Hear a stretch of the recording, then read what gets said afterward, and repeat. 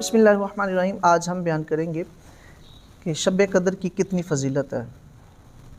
जैसा कि सूरत दुखान में है कि इन्ना अंज़लनाहु फ़ी लैलतिन मुबारका, तो इसकी एक तफसीर ये भी है कि हमने कुरान को शब कदर में, लैलतुल मुबारका शब कदर में नाज़िल किया।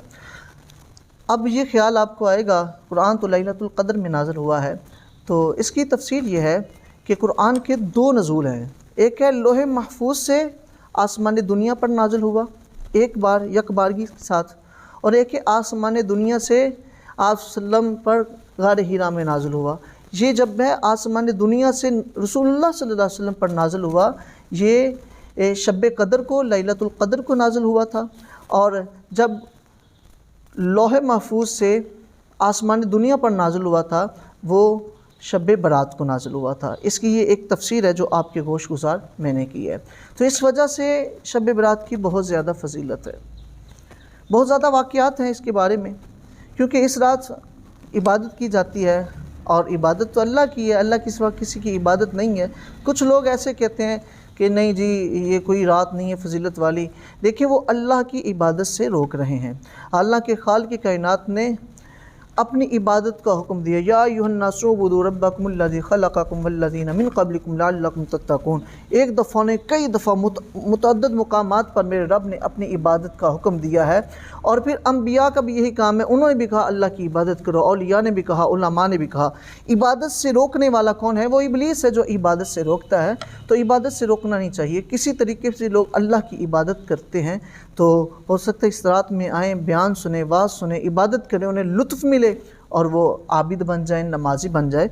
तो जो नमाज़ पढ़ता है, इस रात नफल पढ़ता है, इबादत करता है, रोज़ा रखता है, उसे रोकना नहीं चाहिए। इबादत कर रहा है ना, नफली रोज़ा है, वो अल्लाह के लिए रोज़ा रख रहा है, तो उसे चाहिए कि बंदा उसकी हौसला अफजाई करे, ना कि उनको रोके। अगर ज़ईफ़ हदीस भी है तो फ़ज़ाइल अमाल में ज़ईफ़ हदीस पे भी अमल किया जा सकता है, तो इसमें रोकना नहीं चाहिए। इबादत पर अगर कोई इबादत करता है तो इस रात में मखसूस जो इबादत करे तो अल्लाह रब्बुल इज़्ज़त जो है उसको बहुत अजर अता फरमाता है। जिस तरह के हज़रत ईसा अलैहिस्सलाम का गुज़र एक पत्थर से हुआ और देखा कि बहुत खूबसूरत वाइट रंग का पत्थर है, तो आपने देख के इज़हार तअज्जुब किया, तो अर्ज़ किया मौला कितना खूबसूरत पत्थर है। तो मेरे रब ने फरमाया कि इससे भी ज़्यादा तअज्जुब वाली चीज़ दिखाऊं, हैरान कुन। अर्ज़ की मौला दिखाएं। मेरे रब ने पत्थर को हुक्म दिया, वो पत्थर फटता है तो अंदर से एक बुज़ुर्ग नमूदार होते हैं। हज़रत ईसा अलैहिस्सलाम देखते हैं कि बुज़ुर्ग हैं, सफ़ेद लिबास पहनना है, सफ़ेद दाढ़ी के बाल हैं, सर के बाल सफ़ेद हैं, और हाथ में अंगूरों की बेल पकड़ी है और खोशे अंगूरों के हैं। तो बाहर निकलते हैं तो हज़रत ईसा अलैहिस्सलाम मुकालिमा फरमाते हैं उस बुज़ुर्ग के साथ, फरमाते हैं कि कितनी देर से आप इस पत्थर के अंदर हैं? बुज़ुर्ग कहते हैं 400 साल से मैं इस पत्थर के अंदर हूँ, अल्लाह की इबादत कर रहा हूँ, अल्लाह का ज़िक्र कर रहा हूँ। तो हज़रत ईसा अलैहिस्सलाम खालिक़ कायनात से अर्ज़ करते हैं मौला फिर इससे नेक तो कायनात में कोई शख्स नहीं होगा कि जो एक पत्थर के अंदर मुक़य्यद है और 400 साल से इसके अंदर है, तेरा ज़िक्र कर रहा है। तो मेरे रब ने फरमाया कि ए ईसा, इससे भी हैरान कुन बात सुन लो कि तेरे बाद जो मेरा महबूब आएगा उसका अगर कोई उम्मती शब बरात को 2 नफल अदा करेगा तो इस बुज़ुर्ग की इबादत से ज़्यादा उसे सवाब अता फरमाऊँगा। ये आज की रात की इतनी फ़जीलत है, शब बरात की इतनी फ़जीलत है कि अगर कोई शख्स जो है वो 2 नफल भी पढ़ ले तो 400 साल की बगैर किसी गुनाह के जो बुज़ुर्ग ने इबादत की उतना सवाब मेरा रब अता फरमाएगा। इतनी ज़्यादा इस रात में इबादत की फ़जीलत। हज़रत आयशा सिद्दीक़ा रज़ियल्लाहु ताला अन्हा से मरवी है, इब्न माजा शरीफ की हदीस है। आप फरमाती हैं एक दफ़ा रसूलुल्लाह सल्लल्लाहु अलैहि वसल्लम मेरे हुजरे में नहीं आए, तो मैं बाहर निकलती हूँ, देखती हूँ तो आप सल्लल्लाहु अलैहि वसल्लम कब्रिस्तान है, जन्नतुल बकी में है। तो मैंने आप सल्लल्लाहु अलैहि वसल्लम के पीछे पीछे गई। जब आप सल्लल्लाहु अलैहि वसल्लम के पीछे गई, मैंने आप सल्लल्लाहु अलैहि वसल्लम से पूछा तो आपने फरमाया आयशा ये रात पता कौन सी रात है? ये रात वो है कि जिसमें खालिक़ कायनात रात होते ही अपनी शायान शान आसमान दुनिया पे जलवागर हो जाता है। और फिर मेरा रब फरमाता है کہ ہے مجھ سے بخشش مانگنے والا، مغفرت طلب کرنے والا، میں اس کے گناہوں کو بخش دوں۔ میرا رب فرماتا ہے کوئی مجھ سے روزی مانگنے والا، میں اس کو رزق عطا فرماؤں۔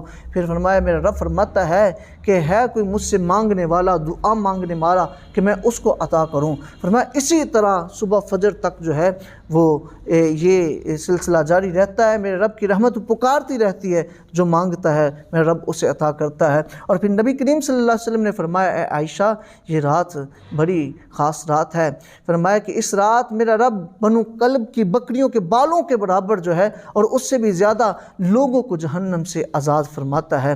اور روایات میں آتا ہے کہ بنو کلب جو ہے یہ بکریوں کی کثرت کے حوالے سے جانا جاتا تھا، کہ بہت زیادہ ان کے پاس بکریاں ہوا کرتی تھی، اور بکریوں کی کثرت سے یہ قبیلہ بڑا مشہور تھا، اور ایک وقت میں ان کے پاس 80,000 کے قریب جو ہے وہ بکریاں تھیں۔ یعنی کہ اس رات جو اللہ کی عبادت کرتا ہے، خالق کائنات اس رات میں کتنے لوگوں کو بخشتا ہے۔ اللہ رب العزت 80,000 بکریاں جو ایک روایت میں آتا ہے کہ ان کے پاس تھی، ان کی بکریوں کے بالوں سے بھی زیادہ خالق کائنات جہنمیوں کو جہنم سے آزاد کرتا ہے۔